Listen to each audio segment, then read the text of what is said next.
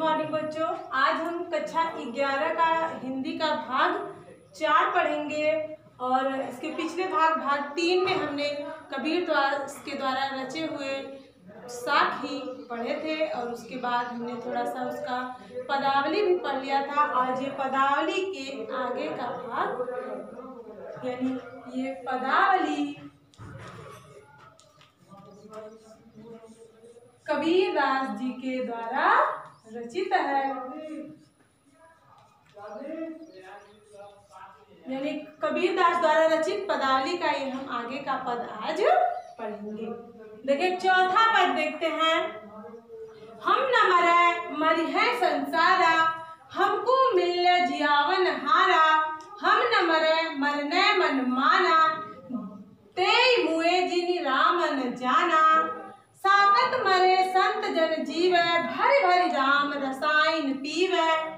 हरि मरि है तो हमहु मरि है, हरि न मरे हम काहू को मरि है। कहे कबीर मन मन ही मिलावा, अमर भये सुख सागर पावा। देखिए कबीर दास जी कहते हैं कि हम न मरे मरि है संसारा, अर्थात मैं नहीं मरूंगा बल्कि संसार के सभी लोग मरेंगे। हमको मिल जियावन हारा, यानी मुझे जीवन प्रदान करने वाला मिल गया है। ये जीवन प्रदान करने वाला अर्थात ईश्वर। हम न मरे मरने मन माना, यानी मैं नहीं मरूंगा बल्कि मेरा मन मरेगा। तेहि मुए जिनि राम न जाना, अर्थात वे मरेंगे जिन्होंने राम को नहीं जाना है। साकत मरे संत जन जीवै, यानी सत्य के उपासक मरेंगे और संत लोग जिएंगे। भरि भरि राम रसायन पीवै, क्योंकि उन्होंने भरि भरि यानी पात्र भर भर के राम रूपी रस को पिया है। हरि मरि है तो हमहु मरि है, यानी कबीर दास जी कहते हैं कि जब ईश्वर मरेंगे तब मैं भी मरूंगा। हरि न मरे हम काहू को मरि है, यानी ईश्वर नहीं मरेंगे तो मैं क्यों मरूंगा। कहे कबीर मन मन ही मिलावा, कबीर दास जी कहते हैं कि मेरा मन ईश्वर यानी राम में मिल गया है। अमर भय सुख सागर पावा, यानी संसार में मैं अमर होकर सुख रूपी सागर को प्राप्त करूंगा। ये से इसका अर्थ लिखते हैं।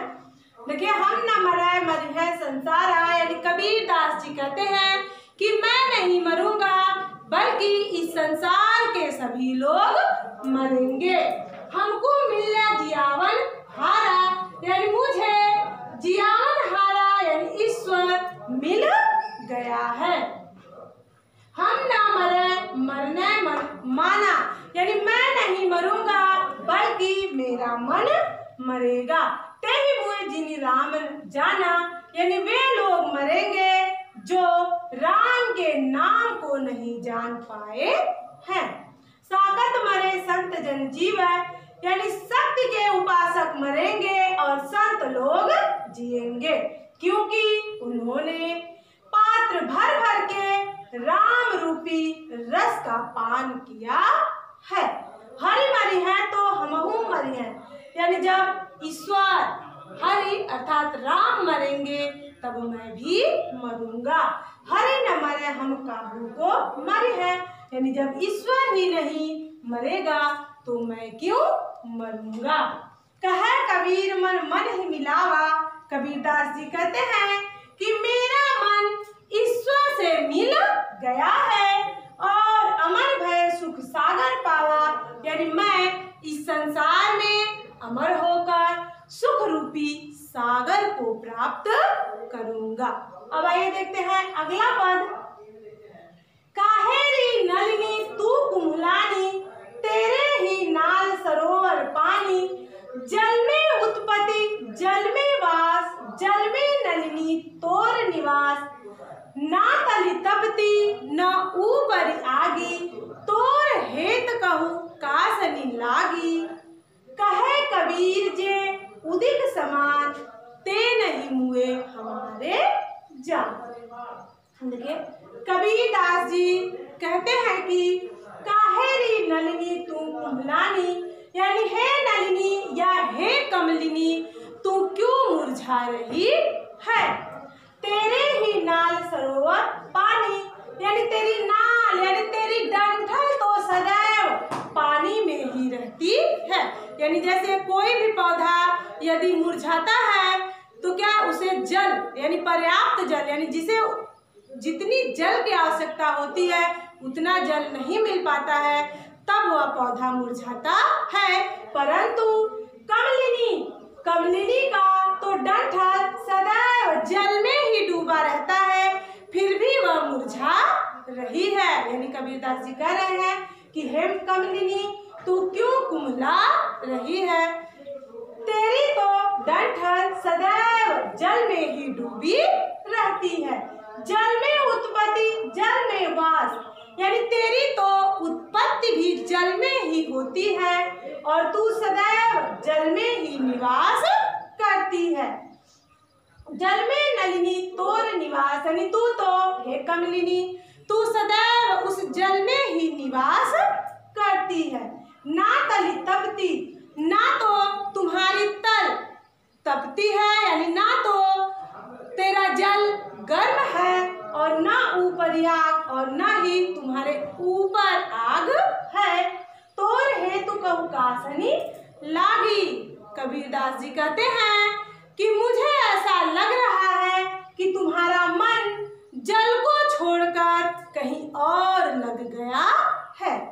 कहे कबीर जे उदित समान, ते नहीं मुए हमारे जान। कबीरदास जी कहते हैं कि हे कमलिनी ऐसा लग रहा है, उदित मतलब होता है सूर्य, यानी मुझे ऐसा लगता है कि तुझे सूर्य से प्रेम हो गया है, अर्थात तू अब जल के प्रेम को भूल गई है, इसलिए तू कुम्हला रही है।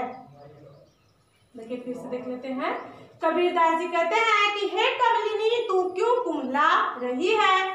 तेरी तो डंठल सदैव जल में ही डूबी रहती है, तेरी उत्पत्ति भी जल में ही होती है और तू सदैव जल में ही वास करती है, और हे कमलिनी तुम्हारा निवास स्थान भी जल ही है, फिर भी तू क्यों मुरझा रही है।